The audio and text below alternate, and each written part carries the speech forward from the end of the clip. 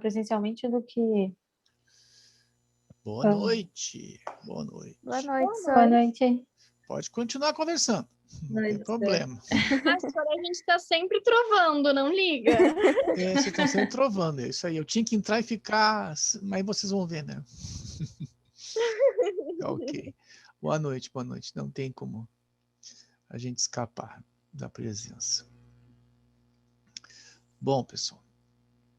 Quanto tempo? 8, tá bom. Tá um bom número de alunos. Então, boa noite para todos. Vamos começar a aula de hoje, pessoal. Nosso assunto hoje é deslocamento, tá? Deslocamento. Esse assunto, ele engloba alguns conceitos que a gente já viu e uns outros que a gente vai ver em diante, tá?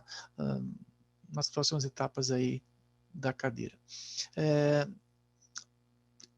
Primeira pergunta que eu faço para vocês, tá, pessoal? A gente vai ter oportunidade na semana que vem de ter aula prática, tá? Eu vou mandar um e-mail lá pelo Moodle hoje, convidando vocês. Quem tem interesse, então me retorna com um e-mail, tá? Se tem interesse, na próxima quinta-feira, ir na PUC com todos os cuidados, tá, pessoal? Vai ter que usar máscara, vai ter que usar jaleco, e vai ser no laboratório do Lapa, lá embaixo, tá? Eu vou comunicar isso aí. Quem tiver interesse, me mandem, tá? Se não tiver, se ninguém tem interessado, aí não vai existir a oportunidade, tá? Então, eu só posso reservar se pelo menos um aluno quiser assistir uma aula, tá? Tá bom? Bom, vamos... Sônia, Oi! só uma pergunta. Sim. Vai ser no nosso horário mesmo, no LM? Vai ser no LM, quinta-feira que vem, às 7h30, às 7h15, tá? Das 7h15 até as 8h45, né? Isso é 1h30 de aula, tá? Então tá programado e eu vou tentar fazer 2 práticas, tá bom? Uma delas é deslocamento e a outra provavelmente vai ser sedimentação. Dá para fazer as duas numa aula, tá? Quem quiser vir, estão convidados. Agora, se todo mundo quiser também, aí não vai dar. Então, eu tenho que pegar quantos eles estão liberando para o Lapa. Se são 5 ou 8 alunos, eu tenho que confirmar esse número, tá? Como é que eu vou fazer a reserva? Aqueles que primeiro me mandaram o e-mail, então aqueles primeiros vão ser os beneficiados que quiserem assistir a aula, tá? É a forma, tá? Então, eu vou fazer o convite, vocês me respondam quem tem interesse. Se não me responderem nada até sexta, aí eu não reservo, tá?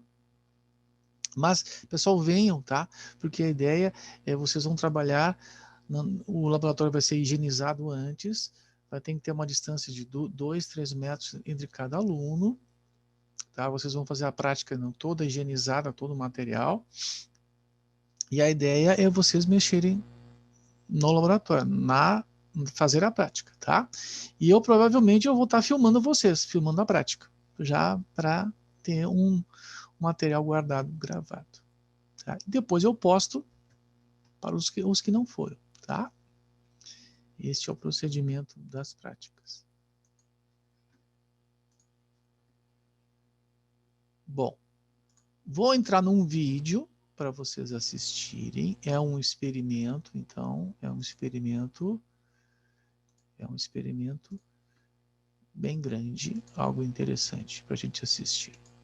Depois a gente entra no contexto da aula.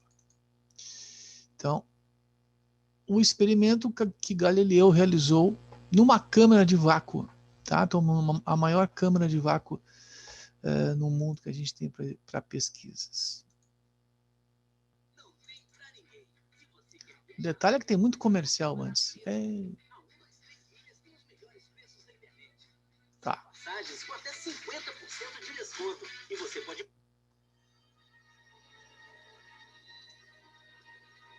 This is NASA's Space Power Facility near Cleveland, Ohio, and it is the world's biggest vacuum chamber.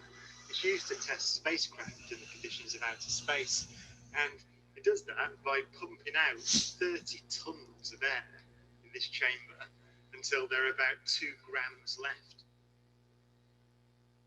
And it's kind of got an eccentric construction, which is part of its history. It was built in the 1960s as a nuclear test facility to test nuclear propulsion systems. And that meant that they built it out of aluminium to make the radiation easier to deal with. Aluminium is not the best thing, the strongest material to build a vacuum chamber out of. So they built an outer concrete skin, which is part radiation shielding and part an external pressure vessel, so that this thing can take the force that's present on the outside when it's pumped out to the conditions of outer space.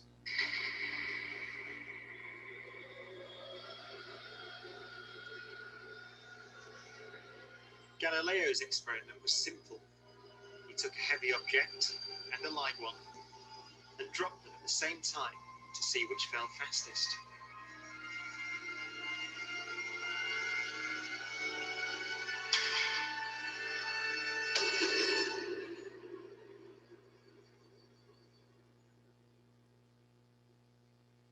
Now in this case, the feathers fell to the ground at a slower rate than the bowling ball because of air resistance.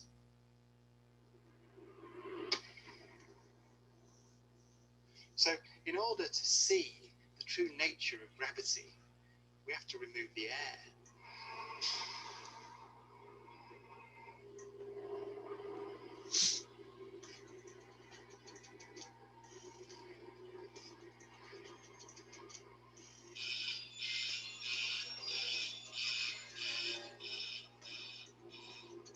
It takes 3 hours to pump out the 800,000 cubic feet of air from the chamber. Okay, we dropped 2 millitorr in the last 30 minutes. But once it's complete, there's a near perfect vacuum inside. 6104 manual, 10% open. Station 1, go for drop. PCB 30-1, pressure set point at 240 psi. We are go for drop. 10, 9,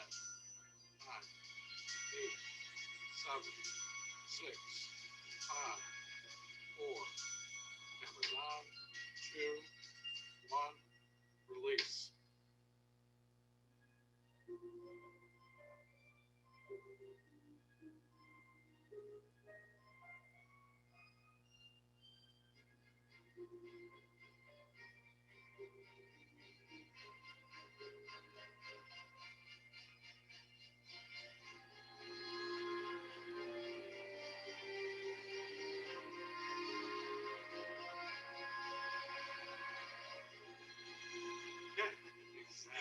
Exactly.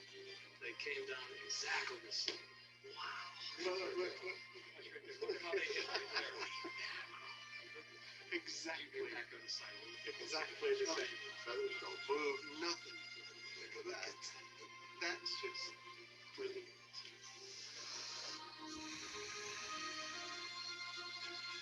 Isaac Newton would say that the ball and the feather fall because there's a force pulling them down, gravity. But Einstein imagined the scene very differently. The happiest thought of his life was this: the reason the bowling ball and the feather fall together is because they're not falling. They're standing still. There is no force acting on them at all.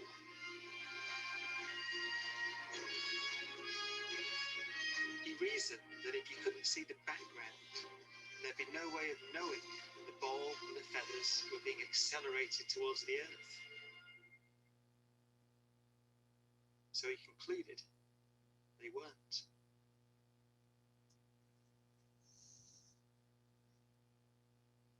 Bom. Legal esse experimento, né? Acharam legal? Bom, isso é para iniciar o nosso conteúdo de deslocamento, tá?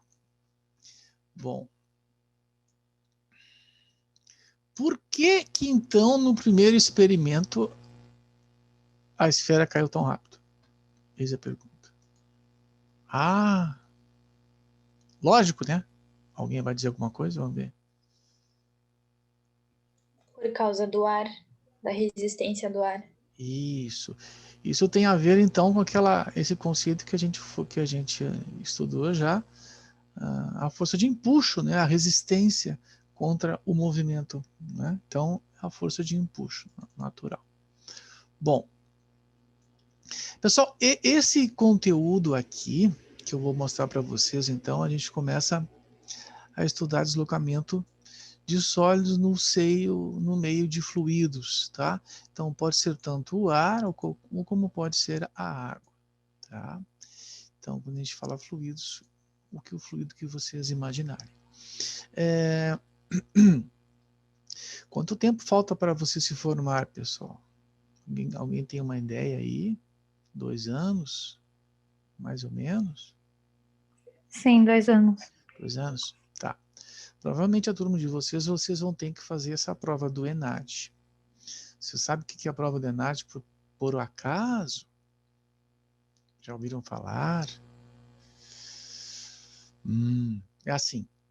Quando nós estamos saindo da faculdade, então, no último semestre, e a turma que vai sair antes, um semestre, e depois, um semestre antes, vai ter que fazer um tipo de um provão, tá? Então, os formandos daquele semestre vão ter que fazer, vão se formar semestre que vem, vão ter que fazer também. Então, vocês vão fazer uma prova nacional montada para o curso de Engenharia Química, tá?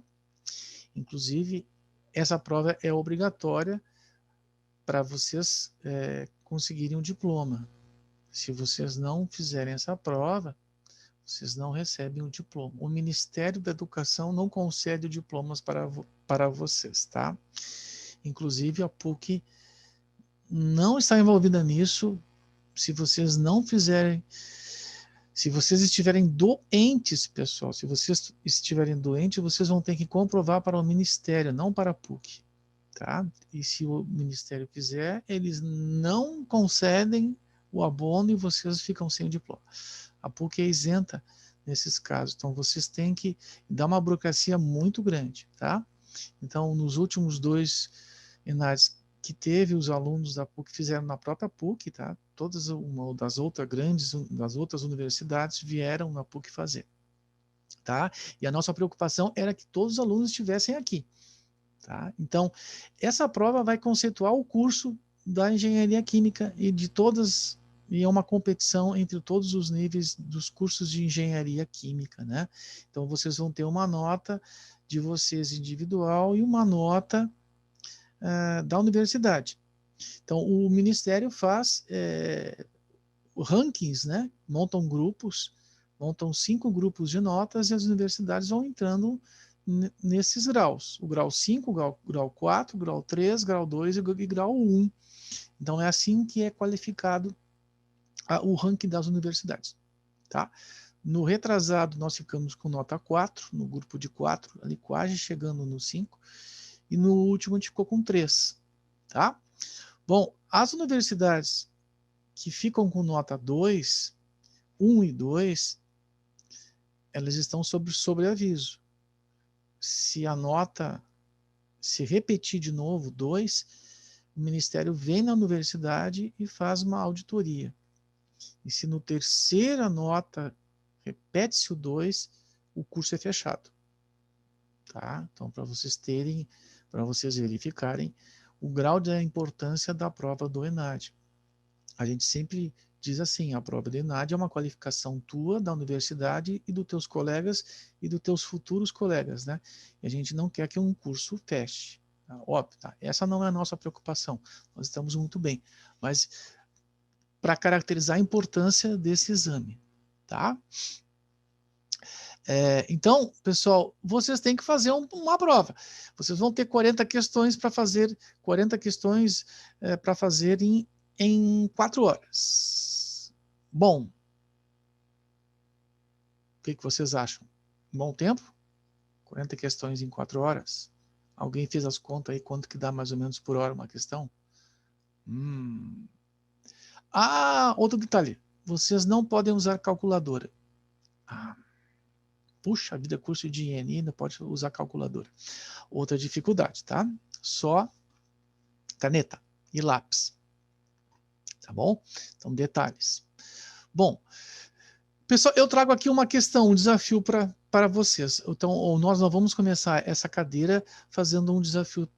Então, vocês vão ter uma questão aqui, e conforme o padrão ENAD, vocês têm 6 minutos para fazer essa questão aí, tá? Então, vocês podem... aqui agora vocês vão poder usar a calculadora, né?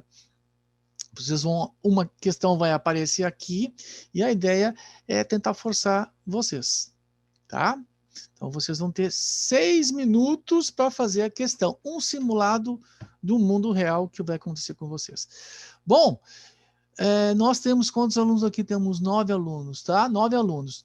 9 total, então são 8 alunos. Bom, prêmio. Quem conseguir fazer essa questão em 6 minutos e me mandar para o meu e-mail em 6 minutos, tem mais um então de tolerância para tirar uma foto e mandar, ganha 1 ponto na próxima atividade. Atividade 4, né? Ah, é um bônus. É um bônus para quem está assistindo, é um bônus para quem fizer e é um bônus para quem acertar. Mas tem que acertar, tá? Então, é um grau de dificuldade de engenheiro químico se formando, tá? Pré-projeto, quase engenheiro. Então, vocês vão ter uma questão assim, tá? Bom, vamos ler juntos. Vamos ler juntos, depois eu libero o tempo. Olha só. Vocês têm, então, que determinar uma velocidade terminal, tá? Bom, vocês não viram a teoria ainda, tá, pessoal? Mas tem uma teoria embutida aqui que vocês já conhecem. Bom, vocês têm que determinar a velocidade terminal de uma partícula esférica de aço carbono, tá? Com um raio de 1 milímetro em um grande corpo em repouso, tá? Vocês têm um fluido, então aqui está caindo uma pedra, uma pedra de aço carbono, sob a ação do campo gravitacional. Lembre-se que quando uma partícula se desloca através de um fluido, que aqui é a água, né? Com uma velocidade terminal, há um equilíbrio entre as forças de campo. Então, tem umas equilíbrios entre essas forças de empuxo, a de arraste para cima contra o movimento e o peso. Enquanto que o empuxo é constante e igual ao peso do fluido deslocado. Então quando vocês jogam uma bola dentro da água, vai deslocar um fluido e a condição do peso do corpo vai entrar, tá? Então, vocês têm a força de arraste, a força contrária, o FD. É função da velocidade relativa da partícula no fluido e pode ser descrita pela expressão que a gente já viu, né? É o nosso CD, tá? Escrito só, retirando o CD, entrando para dentro e saindo a força de arraste. Bom, vocês têm que, nessa condição aqui, pessoal, eles dão essas 3 alternativas aqui de opções. Como calcular o CD, tá? É uma condição para esse cálculo que vocês têm. O CD é 24 por Reynolds, se o Reynolds for menor que 2. O CD é 18 no Reynolds na menos 0,6, se o Reynolds ficar entre 2 e 2,46. E o CD é 0,44 se ficar com o Reynolds entre 486 até 2000. Tá? Detalhe. Vocês têm o ρ, a densidade do fluido, e o raio da partícula. Tá? O raio é dado 1 milímetro. Tá? O V é a velocidade da partícula, isso tudo na forma. E o CD é o coeficiente de arraste que a gente já viu. Tá? O Reynolds a gente calcula por RVD ou RV2R, que é a mesma coisa, por μ.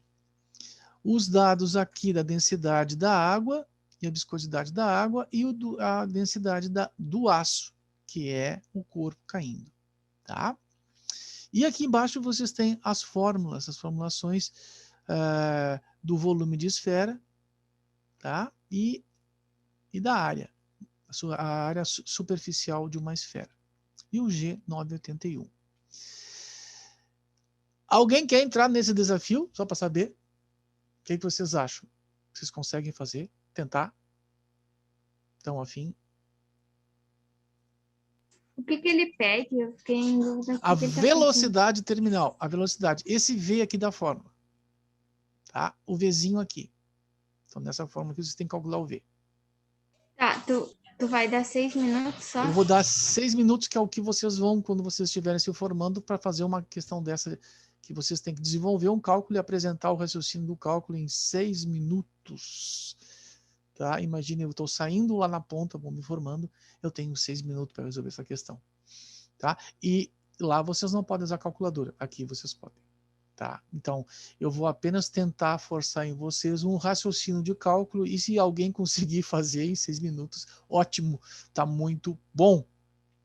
Tá, Tá? e aí só bota no e-mail o resultado final, É, que vai demorar para o desenvolve desenvolvimento. aí ó, o cálculo, tira uma foto, manda para mim. Tá? 6 Tá. minutos a partir de agora. São 9h25 pelo meu relógio aqui até 9h31. E vamos lá. Tentem. Vale 1 ponto na prova. Na prova 4. Um ponto extra, tá? Para aqueles que estão aqui hoje, presentes. Mas vocês têm que desenvolver o raciocínio. Os cálculos vocês têm que apresentar. Sua resposta não vai funcionar.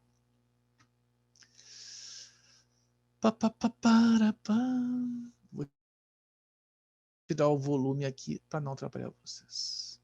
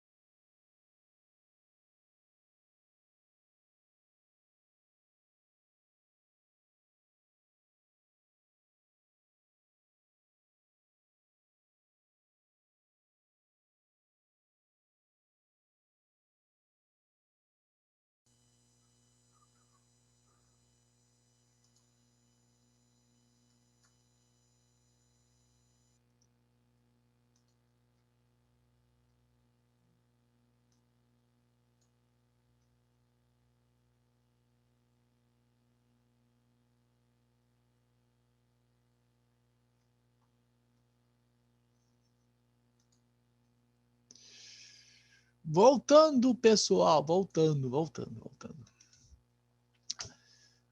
Bom, vamos lá. Estão aí, pessoal? Estão calculando? Sim. Alguém está conseguindo encaixar a ideia, pessoal? Alguém conseguiu, mais ou menos? Bom, Olha, eu pensei em encontrar o CD pelo formulário, aquele da tabela. Não sei se era por aí o raciocínio. bom, vamos lá. Isso aqui são as opções que vocês tinham, né? De CD, tá? Pessoal, vocês não têm calculadora, vocês estão numa ideia de fazer uma opção, né? Então, se vocês têm 3 alternativas, nesses exames que a gente que se faz, a ideia não é complicar cálculo, tá? Então, vocês vão ter 3 opções de cálculo. Qual CD que vocês iriam usar aqui, pensando numa condição? 0,44. Isso, é isso. Essa é a análise desses 3 resultados. Porque se vocês precisam calcular uma velocidade, né? Uma velocidade terminal. Se vocês não têm a velocidade que está aqui no meio de Reynolds, vocês não conseguem determinar um Reynolds, né? Então, se vocês cheguem numa velocidade, vocês têm que, então, poder calcular o Reynolds e vir para a tabela e definir se está numa faixa. E daí, o CD fechou. Ok. Então, vocês tinham que estimar um CD. O que eu ia fazer? Eu ia eliminar esses dois, porque são dependentes do Reynolds. Então, eu ia chutar no 0,44. Escolher um deles, tá? Bom, mas isso é condição para depois. O que vocês iriam avaliar? A condição de fórmulas. Eu tenho que montar a estrutura, o esqueleto. As informações que eu tenho é que as forças são contrárias, tá?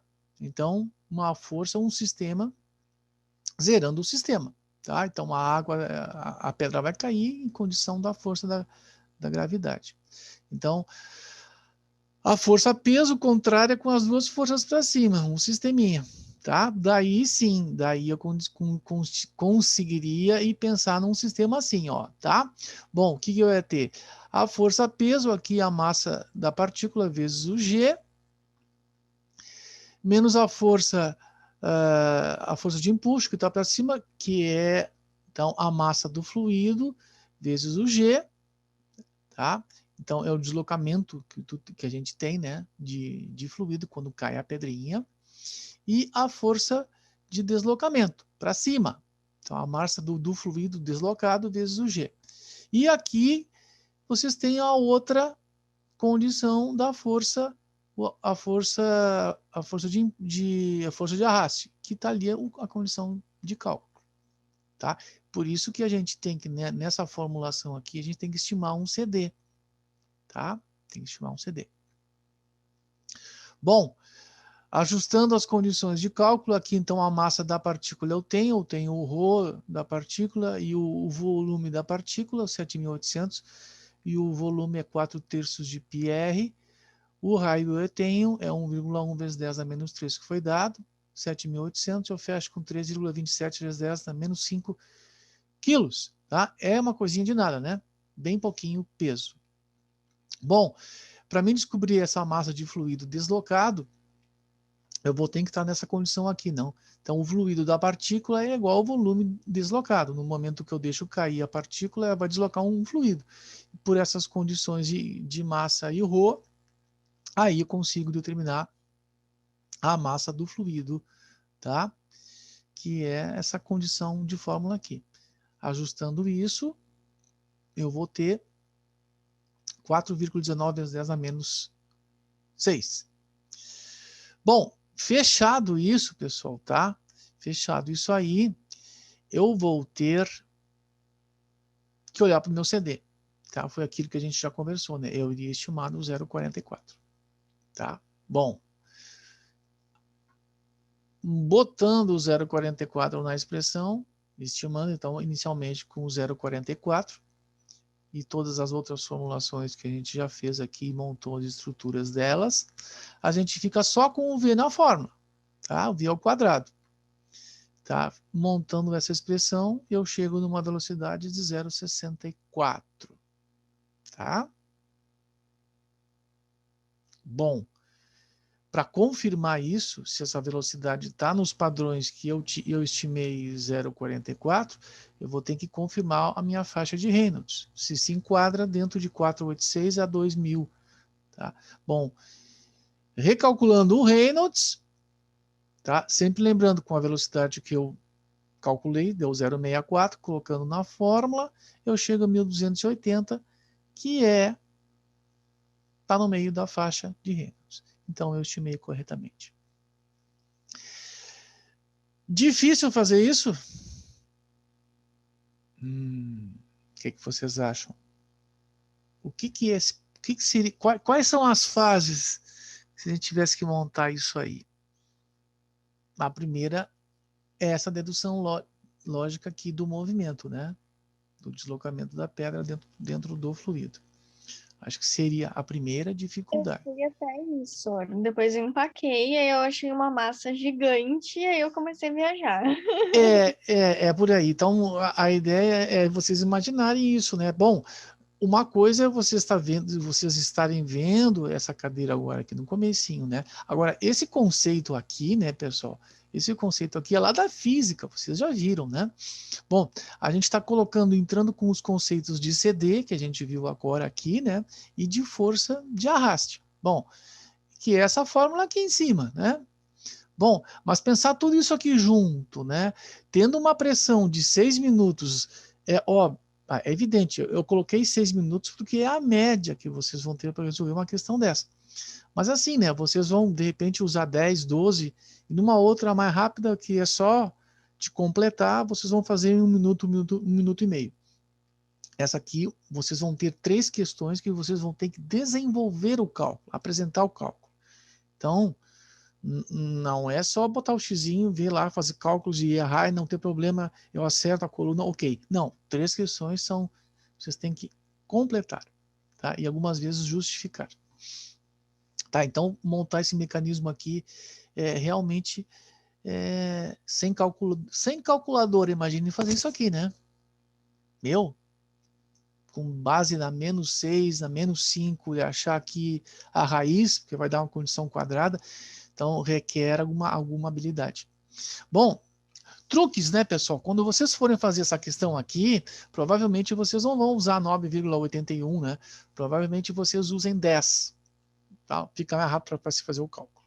Tá? São dicas assim, então o G, muitas vezes eles arredondam lá, põe na expressão código, já vem 10 para agilizar o cálculo para vocês. Tá?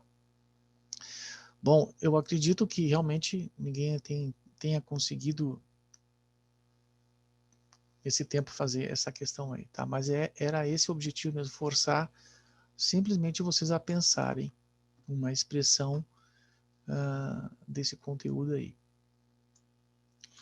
Bom, deixa eu ver uma coisa aqui. Vamos ver um outro, agora um complemento aqui.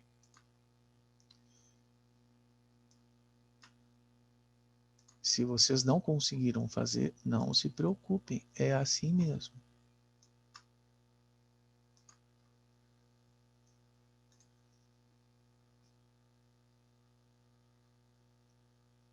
Temos... deixa eu tentar abrir. Caiu fora. Desliguei o modo e acontece isso.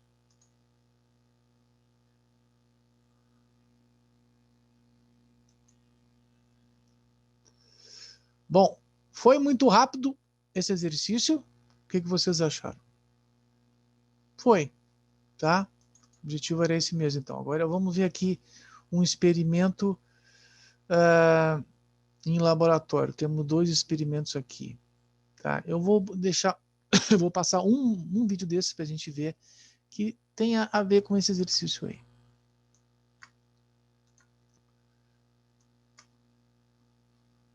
Eu não estou conseguindo. Realmente hoje tá. Olá, neste vídeo eu irei apresentar para vocês um experimento sobre queda livre, onde o objetivo é medir o valor da aceleração da gravidade. Bom, o que a gente vai utilizar de equipamento, basicamente, que vocês estão vendo no vídeo, trata-se de uma régua, essa régua aqui amarela na vertical, essa caixa preta maior é um cronômetro, e essa caixinha preta aqui menor é uma chave. Essa chave vai estar ligada a este eletroímã aqui de cima, e perceba que conectado ao eletroímã eu tenho uma esfera metálica. Aqui, ó, aqui uma esfera metálica. Então, o que vai acontecer? Quando eu desligar a chave, o eletroímã vai ser desligado, a esfera vai cair e o cronômetro vai ser acionado. Começa a marcar o tempo. Quando a esfera passar aqui pelo primeiro sensor aqui de cima, o cronômetro para de medir o tempo. Então, o que eu vou ter? O dado que eu vou ter aqui no cronômetro vai ser o tempo em que a esfera levou para cair dessa altura aqui inicial, medida pela régua, no caso, uma altura inicial de 20 centímetros, e o tempo que vai estar marcado aqui é o tempo em que a esfera levou para cair esses 20 centímetros, inicialmente. Okay? Posteriormente, eu vou repetir o experimento para alturas diferentes. Consequentemente, para alturas diferentes, para alturas maiores, eu vou ter tempos maiores medidos aqui no cronômetro, certo? Então, vamos começar aqui o experimento. Bom, pessoal, vocês estão vendo aqui, né? Ele vai medir, né?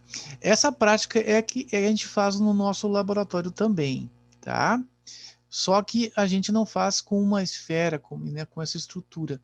A gente faz o seguinte, é uma das práticas mais bonitas e mais legais que a gente faz no laboratório de óptica. A gente faz dentro de uma proveta, tá? Uma proveta de 1 litro. Então, é um tubo, né? Um tubo de ensaio. Então, essa coluna que vocês estão vendo aqui, pensem que uma proveta de 1 litro bem alta, tá?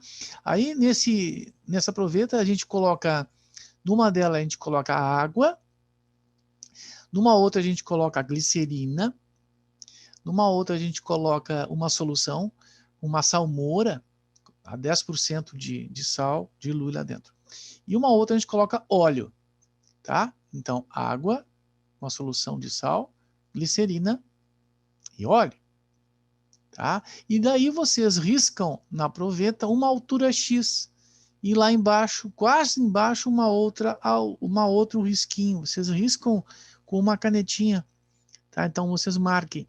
E aí vocês vão cronometrar, vocês vão largar uma bolinha de vidro bem pequenininha, tá? Vocês largam na base de cima da proveta. Quando ela atravessar o primeiro risco, vocês largam um cronômetro. Então, vocês vão cronometrar o tempo que ela demora do primeiro risco que vocês fizeram na proveta até passar pelo outro risco embaixo. Então, vocês vão ter uma distância percorrida, tá? E um tempo. É o X pelo tempo. Aí vocês têm a velocidade. Tá? Então, é isso que a gente faz no laboratório. É evidente, né, pessoal? Água, uma solução de salmoura, um óleo e uma glicerina, qual deles que a bolinha vai cair com mais rápida? Vocês imaginam? Alguém tem ideia? Dessas soluções?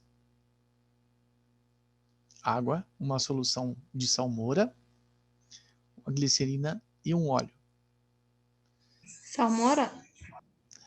Aí que está o conceito. A salmoura vocês têm uma solução diluída, né? Então vocês têm ali uma queda de um movimento impedido. Vocês têm uma solução, vocês vão ter partículas no meio, né? E da água é a mesma água que tem ali, é água pura. Aí com a água pura vai ser mais rápido. Tá? Então vai demorar um pouquinho mais com a salmoura. Bom, com a glicerina, pessoal, vocês podem largar a bolinha e ir lá no banheiro fazer o que quiserem, voltarem, a bolinha não chegou embaixo ainda. Tá? É muito mais tempo. E o óleo também, mas não tanto. Tá? Então, a água, vocês vão ter dificuldade em cronometrar o tempo. Vai ser 1 segundo, tá? Pouquinho tempo. É óbvio, evidente, depende da altura que vocês vão colocar nessa proveta. Então, a água é sempre mais rápida, a solução vai ser um pouquinho mais, em 1,1, 1,15 segundos. A glicerina vai dar uns 18, 25 segundos e o óleo uns 10, 15. Tá? Então, isso é evidente, né? A viscosidade do fluido ou uma partícula sólida que tem no meio vai interferir. Tá? Então, esse é o conceito que a gente vai ver amanhã na aula de amanhã. Tá? Então, vou largar aqui o experimento para a gente ver. Eu vou dar procedimento para a altura inicial de 20 centímetros. Okay?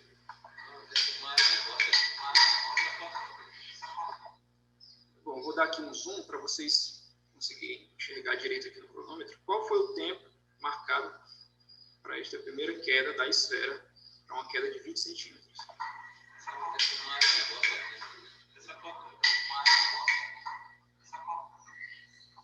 Anotei o tempo, certo? 0,202 segundos que a esfera levou para cair os 20 centímetros. E agora eu vou dar procedimento, repetindo o experimento para alturas de 30, 40, 50 e 60 centímetros. Para cada altura você vai ter um tempo correspondente de queda medido pelo cronômetro.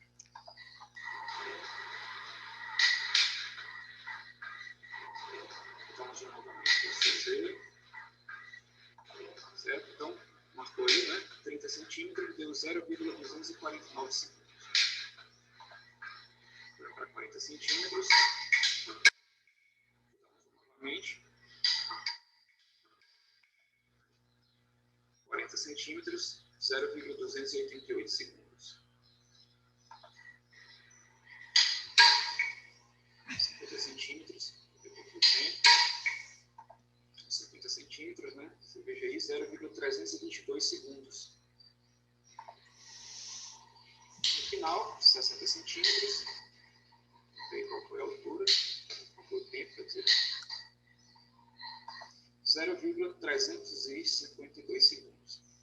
Então, baseado nesses dados, o que você vai fazer? Você vai montar uma tabela, né?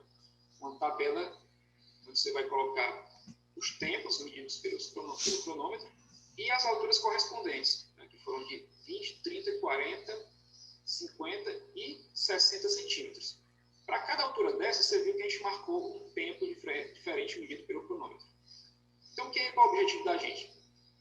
Para cada altura dessa que a esfera caiu, com o tempo correspondente, a gente vai conseguir medir um valor da aceleração da gravidade. Certo? Como é que você vai fazer? Você vai utilizar a equação da posição da partícula para uma partícula com aceleração constante. Está se deslocando com aceleração constante. No caso, a aceleração da gravidade. A gente sabe que a velocidade inicial da partícula, né, foi zero, ela foi abandonada. E o que a gente vai medir? A gente vai ter aqui um deslocamento, um ΔS, que vai ser igual a um meio da aceleração da gravidade vezes o tempo ao quadrado. Que tempo é este? O tempo que a gente mediu aqui no cronômetro. Então, o que você vai fazer? Para cada tempo de queda, você vai medir um valor de aceleração da gravidade correspondente. Certo? A gente tem o deslocamento e tem o tempo. Então, a gente vai medir o valor da aceleração da gravidade para cada um dos casos. No final, a gente tira uma média desses valores e tem um valor da aceleração da gravidade, um valor de G experimental. Certo? E aí você vai discutir com seus colegas quanto é que cada um mediu para esse valor da aceleração da gravidade. Ok? Tchau.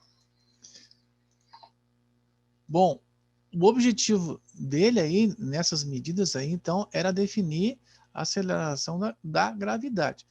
No nosso caso, tá, pessoal, a gente vai determinar a velocidade terminal, tá? Bom, a gente tem o experimental e o estimado, o prático, o cálculo, tá?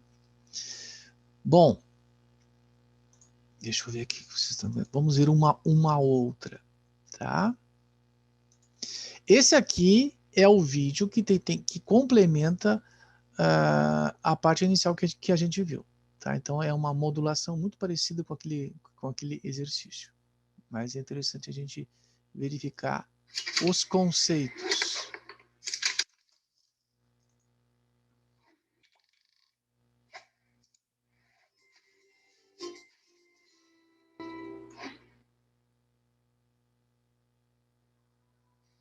E aí, gente fina, tudo bem com vocês? Espero que sim. Bom, hoje eu estou aqui para falar de um fenômeno que acontece sempre em todo o país e em todo o mundo, que é o quê? Chuva. Mas não todo o processo da chuva, mas sim um específico, que é bem interessante a gente estudar. A queda das gotas de água da chuva. Sim, nos livros de física, a gente aprende sempre a calcular a velocidade, a altura, a energia cinética, essas coisas, mas sempre desconsiderando a força de arrasto, que é a força que o ar faz sobre o corpo que está caindo. Mas hoje você vai ver neste vídeo uma situação muito parecida com o que acontece de verdade. Vamos considerar que a chuva vai começar e uma gota de água de raio 1,5 milímetros cai do alto destas nuvens que estão a 1.200 metros acima do solo. O coeficiente de arrasto da gota é de 0,6. Suponha que a gota permanece esférica durante toda a queda. A massa específica da água é 1.000 kg por metro cúbico e a massa específica do ar é 1,2 kg por metro cúbico. Bom, pessoal, olhando para essas informações, parece até uma situação complicada, né? E é mesmo. Não, estou brincando. Para vocês entenderem melhor, eu vou explicar rapidamente cada um desses termos. Cara, é o seguinte, para entender a força de arrasto, tem que primeiro entender o que é um fluido. O fluido é uma substância em geral, um gás ou um líquido, que é capaz de escoar. Quando existe uma velocidade relativa entre o fluido e um corpo sólido, seja porque o corpo se move através do fluido, ou seja porque o fluido passa pelo corpo, o corpo experimenta uma força de arrasto, que é dada pela letra D. Essa força se opõe ao movimento relativo e é paralela à direção do movimento relativo do fluido. Bom, nessa situação, claramente o fluido quem é? O ar. E quem é o corpo sólido? A gota de água. Bom, pessoal, acho que deu para entender melhor. A força da gravidade vai apontar para baixo e a força de arrasto vai apontar para cima. Vai chegar um momento em que a força da gravidade vai ser igual à força de arrasto. Então, a gota de água não vai ter mais aceleração. Ela vai ter a chamada velocidade terminal, que é quando ela não tem mais aceleração e cai com velocidade constante. Qual é essa velocidade terminal? Para responder essa pergunta, vamos usar a segunda lei de Newton, entre a força da gravidade e a força de arrasto. Bom, a força da gravidade já é mais familiar do ensino médio. Massa da gota vezes a gravidade. A força de arrasto ela é dada pela seguinte forma. C é o parâmetro determinado experimentalmente, que é conhecido como coeficiente de arrasto. O P é a massa específica do ar, da massa por unidade de volume. O A é o chamado área da seção reta efetiva, que é justamente a área do círculo. E o V é a velocidade. Subtraindo as duas forças, considerando a aceleração igual a zero, e isolando a velocidade, temos a seguinte fórmula. Como foi dito anteriormente, a forma da água é esférica, portanto, a sua área é dada por πr ao quadrado. Já o volume da esfera é 4 sobre 3 πr ao cubo. Substituindo o volume da esfera na fórmula da massa específica da gota e isolando a massa, e depois substituindo na fórmula da gravidade, obtemos esta nova fórmula. Bom, agora ficou fácil, né, gente? A gente descobriu essa fórmula, agora vamos substituir na fórmula da velocidade terminal. Com isso, a gente substitui os termos, multiplica, divide, tira a raiz, e aí temos a nossa resposta, 7,4 metros por segundo, ou 27 quilômetros por hora. Bom, completamos. Completamos esse conceito aí, muito parecido com o que a gente viu lá, né? Lá só a gente tinha mais a força que era dentro do fluido da água, tá? Aqui era no ar. Bom, tudo isso que a gente viu hoje, pessoal, é o introdutório. Tá? O introdutório para a gente entrar, então, em deslocamento. Tá? A gente fez uma outra forma de aula hoje.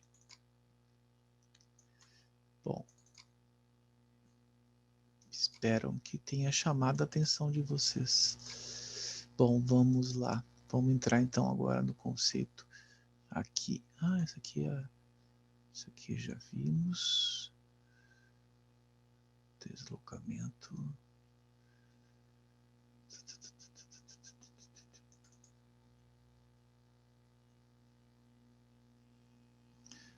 Bom, estou abrindo aqui a teoria.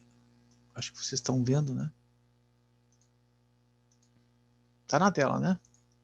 Tá. Estão vendo, pessoal? Então tá. Entramos na teoria. Bom, pessoal. Aplicações disso aí, então. Aonde a gente aplica isso aí? Bom, é muito usado, então, pessoal, o processo de deslocamento, purificação de gases, eliminação de sólidos em líquidos residuais e como, tá? E purificação de ácidos em plantas. Há algumas poucas, mas tem muitas mais, tá? Bom, então a gente viu o mecanismo aí, então, do deslocamento de partícula. Uma partícula se move através de um fluido, que tem a diferença de densidade entre partícula e fluido, né? Se não tem diferença de densidade, aí a bolinha vai ficar boiando, ela não afunda, né? Bom, isso seria que ela não vence as forças inerciais, aquela superfície, tá? Quando vocês forem fazer esse experimento lá no laboratório, quem for, né? Pode acontecer isso, tá? Vocês vão largar na ponta, em cima, na parte superficial, vocês largam a esfera, que é uma bolinha de vidro bem pequenininha. Pode acontecer que ela fique na parte superior do líquido, né, e ela não afunde, tá? É preciso que vocês deem, então vocês têm assim uns 4, 5 centímetros acima do tubo e que a esfera de vidro caia com um pouquinho de força para ela entrar, tá? Então pode acontecer isso, tá? Então é preciso um pouco de altura. É só na entrada do fluido que vocês vão perceber que ela vence aquela barreira, ela entra. Bom, também comentando coisas do laboratório depois, do experimento, quando vocês largarem a esfera na proveta, a esfera não pode bater na superfície da proveta, tá? Vocês têm que largar, ela tem que ir do começo até o fim, dentro, tá? Não pode ter uma barreira. Se bateu na lateral, anula o experimento. Façam outra, tá? Porque é em superfície livre dentro, tá? Bom, aqui é as condições de cálculos que a gente acabou vendo aqui, tá? Nesse primeiro exemplo. Somatório de forças. A gente troca, então, a força gravitacional, a força de empuxo e a massa do fluido deslocado, quando ela entra, as condições de ajuste de fórmulas e o CD, a força de arraste. Tá? Bom, tudo coisa que a gente já viu, o cálculo. Bom, aí a gente entra em equações do deslocamento de fluido livre em fluidos. Tá? Bom, se a gente usar essa equação aqui, tá? E para partículas não compressíveis, não porosas, que elas não interajam entre si, isso quer dizer o seguinte, tá? Quando a partícula cair, ela não vai bater com superfícies opostas ao movimento. Elas vão cair e não há interação entre elas. Isso é um deslocamento livre, tá? Se vocês usarem essa equação aqui, então, e ajustarem elas em função de massa e de velocidade em condição de tempo, vocês chegam e ajustando essa expressão com igualdades, eliminando a massa, vocês chegam nessa condição de expressão. Tá? Então, reajustando ela, a gente chega nesse outro modelo de forma a 5, tá? Então, velocidade em função do tempo. Bom, aí a gente entra, esse CD a gente sabe que ele é dependente de Reynolds e o Reynolds está ali a expressão, que é tudo que todo mundo já conhece. Tá? Bom, aí, pessoal, a gente tem um conceito de velocidade terminal, tá? Como vocês viram lá nesse último vídeo ali, é uma velocidade máxima atingida pela partícula durante o deslocamento, tá? Então, a gente considera uma velocidade máxima de deslocamento quando ela atinge o fundo, ou na base da proveta quando a gente está calculando. Depois ela se estabiliza e é a velocidade máxima, tá? E quando a gente consegue essa velocidade máxima, não tem a ação da aceleração, vai se tornar nula, tá? Não tem uma força, uma aceleração. A partir daí, como não tem aceleração, a variável dv por dt fica nula, fica zerada. Então, aí fica muito mais fácil, a gente zera essa expressão, que a gente já tinha na equação 5, e daí a gente consegue isolar a velocidade terminal e achar essa expressão, a expressão 6 para a velocidade terminal. Tá? Bom, isso aqui, pessoal, é calculado só para uma partícula, em regime de deslocamento livre. Tá? Queda livre. Tá? Bom, então vocês vão ter, sim, tá, um CD teórico, que a gente vai usar algum modelo de CD, alguma estimativa, mas ele nem sempre, tá? Ele nem sempre vai ser um CD real. Vão ter ajustes conforme o tamanho da partícula. Se a partícula for esférica, perfeitamente esférica, ok. Se ela tiver uma modificaçãozinha na sua estrutura, vai dar uma pequena variação. Isso vocês vão ver lá no laboratório, que as nossas esferas de vidro, elas não são perfeitas, tá? Não são perfeitinhas, elas têm modificações. Então, isso certamente vai modificar o cálculo da velocidade terminal, com velocidade real. Um pequeno impacto, mas vai dar, tá? É só para trazer essa condição de ajuste. Bom, a gente tem, então, um deslocamento livre e um impedido, que a gente chama. Quando for um deslocamento livre, a gente está dizendo que essa distância aonde ela percorre, ela está em queda e não é influenciada por nenhuma outra superfície. Não tem nada dentro, ela está caindo, não bate na parede, não bate em outras superfícies, em outros corpos que existem nesse fluido. Por quê? Porque o fluido, ele é puro. Tá? Uma queda livre num líquido.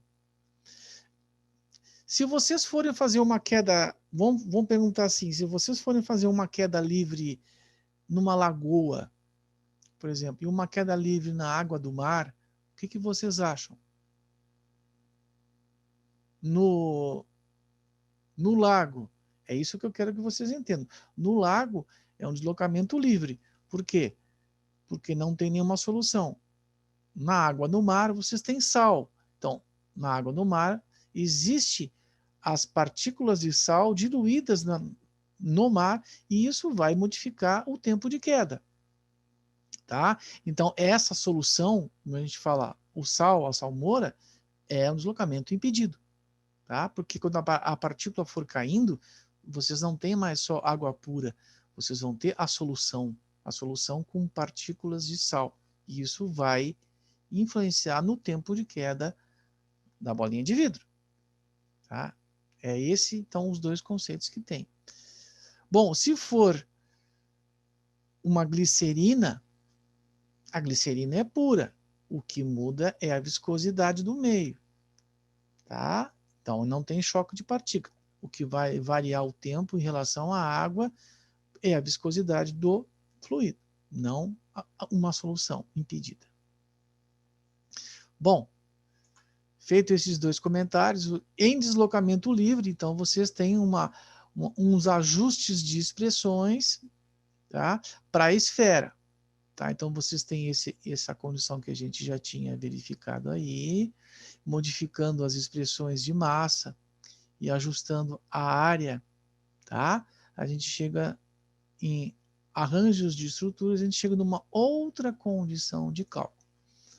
Tá? Essa equação 7. Tudo isso aqui, pessoal, é para tentar eliminar expressões de cálculo. Tá? A gente tem que tentar eliminar tantas variáveis aqui no meio e também o CD. O CD é uma condição de não valor correto, é aproximado. Então, quanto mais a gente retirar o CD de uma expressão, melhor. Tá? Bom, mas esses são conceitos, é uma ideologia, um acerto de equações para deslocamento livre. Tá? Bom, determinação do coeficiente do arrasto. Então, as curvas para a determinação do arrasto são aplicáveis somente para uma orientação da partícula contra o fluxo. No movimento livre, as partículas de forma não esféricas variam. É isso que eu comentei para vocês. Se tiver modificaçãozinha na estrutura da esfera, vai variar. Se a partícula for caindo, ela vai ter forças contrárias e isso vai influenciar na queda livre da partícula. O teu CD teórico não vai ser um CD, vai ser um CD menor do que o real. Isso vai influenciar na velocidade. Tá? E, consequentemente, no Reynolds. Bom, outra condição. Bom, esses valores aqui de CD, pessoal, então foram determinados experimentalmente, tá? Para regimes em função de Reynolds. Então, nós temos alguns regimes. O regime viscoso é quando vocês têm um fluido denso, com uma alta viscosidade, como eu comentei para vocês, a glicerina, tá?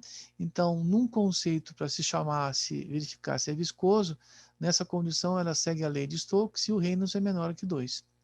Tá? Se é viscoso, não é turbulento, né? Então ele anda bem devagarzinho. Nessa condição viscosa, vocês têm já uma expressão para CD e uma condição para Reynolds. E tudo isso ajustado, vocês chegam nessa condição de velocidade terminal. Então, a fórmula 8, tá? Para esse regime viscoso. Quando vocês têm um regime intermediário, um pouquinho maior... Só para mim, a tela tá trancada? Para Parou no para ti? deslocamento de partículas, é. Deixa eu ver aqui. Vamos ver. Não sei se ninguém Não sei comentou. como é que tá pro pessoal. Não. Estão vendo ou não? Para mim tá no deslocamento também. É, travou você. Travou então. Deixa eu ver aqui. Para mim tá tudo bem.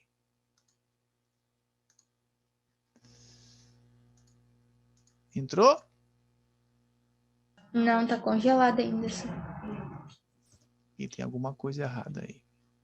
Só tira da apresentação, senhor, e tenta botar de novo. Não sei se ajuda. É o que eu estou tentando fazer. Eu tentei, só que eu não estou conseguindo. Para um pouquinho. Eu não estou conseguindo puxar. Bem interessante isso.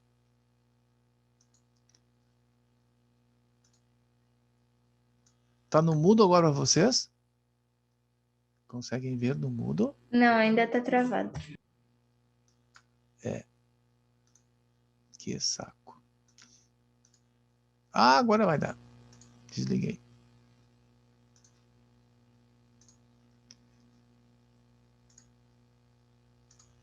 Pessoal, tem muita teoria nesse começo aqui que eu sei que o aluno não gosta muito de teoria. Por isso a gente começou com um outro conceito antes. Alguém gosta de teoria aí, pessoal? Só para saber.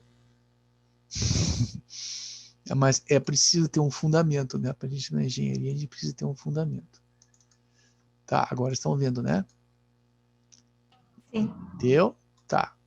Bom, eu estou passando até o ponto que a gente vai chegar nas modulações dos regimes. O regime viscoso, eu já comentei para vocês. Então, vocês têm um formulário lá, não sei se vocês abaixaram, tá, pessoal? Isso aqui é uma parte introdutória. Depois a gente trabalha em cima das fórmulas que estão no formulário. Lá vocês vão ter esses regimes, tá, intermediários.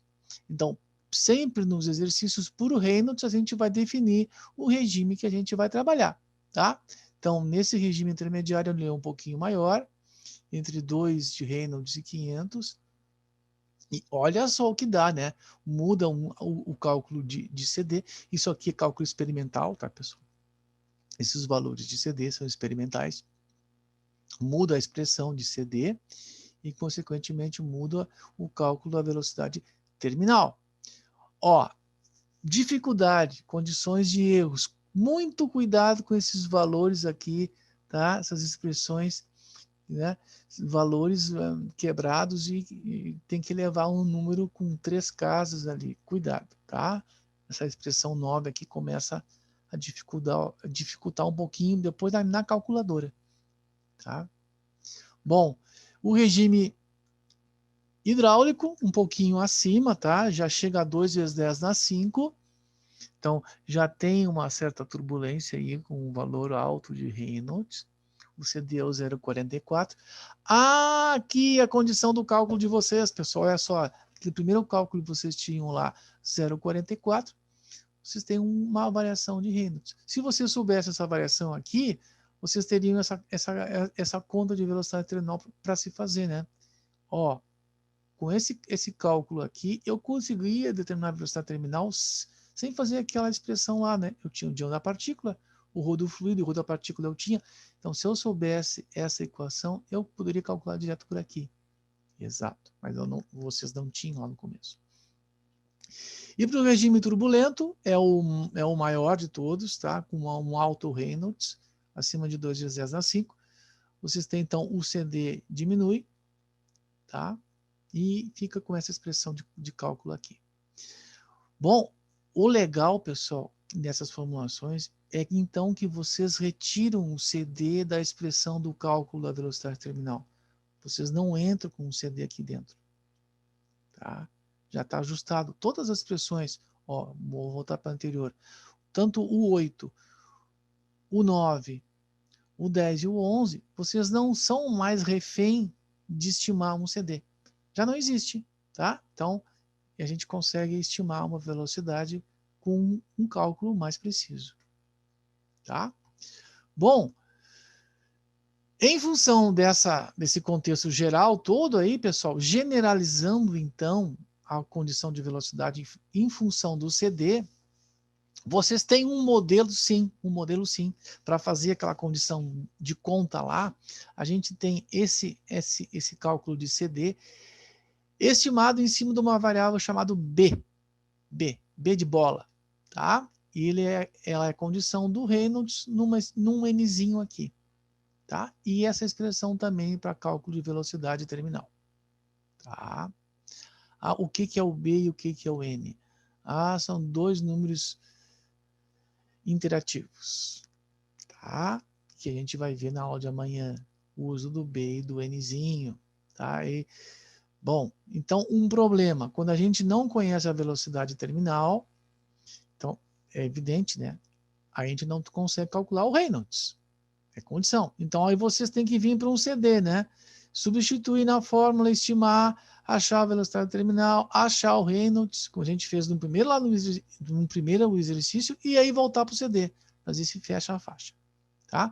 Bom, nesse modelo, então, de interatividade, por essas equações aqui, a gente não precisa mais calcular isso aqui, dessa forma que a gente fez. A gente começa a fazer cálculos diretos, tá? Bom, nessa lei de Stokes aí, então, pessoal, a gente tem essa condição de Reynolds ajustada aqui. Essa expressãozinha aqui que vocês estão vendo aqui, ó, tá? Trocando a velocidade por essa expressão aqui, tá? Vocês têm esses valores aqui, é um K3. Bom, no conteúdo anterior a gente já viu esse K, essa expressão de K3, tá? Bom, esse K3 tá aqui a fórmula dele, é aquela que vocês já viram na outra aula anterior. E aqui uma tabelinha, tá, pessoal? Em função de Reynolds, o B, o N, o CD e o K. Então, o K vai ser o artifício matemático que a gente vai determinar, que representa esses valores aqui.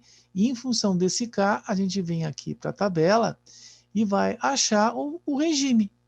Tá? Se o K for menos que 3,3, na verdade eu tenho um regime viscoso. Então, eu vou ter um Reynolds numa faixa, mas eu vou ter o B e o N e o CD para usar. Na expressão de cálculo que eu preciso, é o B e o N. Então, achando o K, eu tenho o B e o N para usar nas equações. Tá? É isso que a gente precisa entender. Então, é um modelo, um artifício, quando eu não tenho condição de calcular um CD, eu uso um K, e pelo K eu vou numa tabela e acho o meu regime. Bom, eu vou achar então, voltando para trás, como eu tinha comentado antes aqui para vocês, pessoal, deixa eu ver. Opa, aqui. Eu preciso achar o B e o N, né? Então, sabendo o B e o Nzinho está aqui na expressão, eu consigo determinar a minha velocidade terminal, sabendo o B e o N. São as duas variáveis que eu preciso descobrir. Descobrir por um artifício que é o K. Bom, deslocamento impedido, voltando de novo, tá? É quando as partículas estão muito próximas, quer dizer, uma solução, o sal, tá? E a velocidade de uma partícula é influenciada pelas demais. Então, tem muito choque interno. Eu vou estar, de repente, batendo numa solução ou batendo numa partícula, isso vai interferir. Vocês já devem ter feito isso aqui, uma salmoura. Nunca colocaram num copo muito sal e ele precipita lá no fundo? Ou muito açúcar, por exemplo, ele fica na solução, né? Então, é essa condição de deslocamento impedido. Então, vocês têm uma restrição ao movimento. Então, a restrição é maior. Se vocês têm uma restrição maior, o tempo vai aumentar, tá? Então, tem condições para se considerar quando é uma suspensão, tá? Então, tem condição no sentido contrário das partículas. É essa a condição. Bom, para esse regime, então, impedindo, teve dois pesquisadores, o Maldi e o Whitmore, que eles determinaram um cálculo complementar. Tá? Então, a gente faz um cálculo de uma velocidade primeiro, que é aquela nossa mesma velocidade que a gente faz, mas a gente vai ter que complementar com a velocidade terminal que a gente descobriu inicialmente, com duas variáveis, esse epsilon e o mzinho aqui, tá? Bom, meu Deus do céu. Isso aqui agora, vocês vão ter esse mzinho para calcular por essa expressão, tá? Que está aqui, é a condição de Reynolds, tá? O m nessa expressão é condição de Reynolds. Então, vocês têm aqui um modelo de mzinho, tá? Conforme o m que vocês calcularem aqui, se vocês tiverem, é a condição de Reynolds, tá? Bom, então eu vou ter que ter o valor de Reynolds. Se eu tenho o valor de Reynolds, eu posso entrar aqui e fazer um cálculo, né? Uma interação, mas é mais direto e objetivo fazendo por essa expressão aqui, tá? Porque aqui vocês vão ter que interpolar, e nem sempre é correto e você sabe interpolar corretamente. Então, nessa expressão aqui, você já tem o valor real de Reynolds e a condição de calcular o mzinho na expressão. Essa expressão aqui, então, de velocidade é a velocidade terminal corrigida para uma velocidade impedida. Esse Vs é uma velocidade terminal impedida. Tá? Então, é uma correção na tua velocidade. Na verdade, ela vai aumentar ou diminuir. O que vocês acham? Se é impedida, a minha velocidade vai ser mais lenta ou mais rápida? Mais lenta. Mais lenta. Isso aí. Então, vocês vão ter mais tempo. Sim, o tempo vai aumentar e a velocidade vai diminuir. Tá? Então, quando ela é uma velocidade terminal impedida, a velocidade é restritiva. Ela vai diminuir. Tá? Então, é um ajuste no cálculo. Aqueles valores tabelados ali, eles são experimentais? Por isso Sim. que tem um erro? Isso. Exatamente, são experimentais. Tá? Toda essa tabela aqui é experimental. E essa expressão saiu em função desse ajuste do Reynolds em função do M. Tá? Bom, agora a gente vai ter então uma outra condição assim, pessoal. Quando a gente tem uma solução, pensem assim, eu tenho uma solução, né? Eu tenho uma água e uma solução de salmoura. Se eu faço o cálculo da água no movimento, ok. Se eu usar o Mi e o Rho da água lá na solução, não é correto. Vai ter uma pequena variação, porque eu tenho na minha água, eu tenho a salmoura, tá? Eu colocando o sal na minha salmoura, eu vou ter uma variação do Rho e do Mi na suspensão, tá? Então, nesses artifícios, quando é um movimento impedido, eu vou ter que corrigir o meu Rho e o meu Mi da suspensão. Tá? Como é que eu faço essa correção? Em função dessa expressão aqui. Tá? Eu tenho o Rho do fluido inicialmente, mas aí eu vou ter, tá, essa expressão de cálculo em função de que é isso aqui mesmo? É porosidade. Tá? Então tem que ajustar. Isso, né? Então, em função da minha que eu achei, eu vou ter uma condição do Rho de da suspensão. E mesma coisa o Rho da suspensão, tá? É um ajuste, todo esse cálculo aqui que vocês têm, eu simplesmente, por aqui, eu ajusto o meu Rho da suspensão. Tá? Então, eu não posso usar o meu Rho da suspensão, eu vou ter que ajustar ela. Tá? Sempre, ó, se ficar nessa faixa de 0,3 a 0,6. Bom, é isso aí. Bom, isso aqui é muita calculeira, é muito informação, fica muito mais dinâmico e muito mais representativo para vocês quando a gente faz um exemplo e mostra esses exemplos aqui. Fica mais prático vocês entenderem esses exemplos aqui. Então, o que a gente tem de indicação, amanhã a gente retorna e aí a gente mostra um exemplo de movimento livre e um outro exemplo de movimento impedido, tá? Bom, essa ideia então desses movimentos, a gente mostra primeiro aqui e na quinta-feira a gente vai para o laboratório, a gente modula isso numa queda de bolinhas de vidro, bem pequenininhas, numa proveta. Aí vocês vão gostar dessa prática aí, tá? Espero que tenhamos alunos que queiram ir no LAP. Essa prática, pessoal, ela é uma prática muito delicada, porque assim, um aluno vai ter que ficar olhando para a bolinha, só para o movimento da bolinha. Quando ela passa no primeiro risquinho, ele tem que dar um grito. E um outro, passou, e o outro dispara o cronômetro. Tá? Quando a bolinha passar pelo risco de baixo, passou, e aí o aluno para o cronômetro. Tá? Então, tu não consegue tu mesmo ir olhando e fazendo. É muito dinâmico, então precisa de 1 ou 2 alunos, precisa para fazer esse controle do tempo da bolinha. Principalmente quando for água. Tá? A água é a dificuldade, que é muito rápido, muito rápido. Tá? Mas é uma prática legal. Depois vocês têm o tempo, tá? E o deslocamento, o tempo que vocês, que é a altura da proveta no regime que vocês estão fazendo as medições. E aí vocês vão confrontar com o cálculo teórico usando, né, as duas expressões de cálculo livre e cálculo impedido. Tá? Você vai fechar. Então tá. Quem tiver a fim na aula prática, já pode me mandar um e-mail. Eu vou mandar um e-mail para a turma inteira agora sobre isso, tá? Quem deseja ir nas aulas práticas. Então tá, pessoal.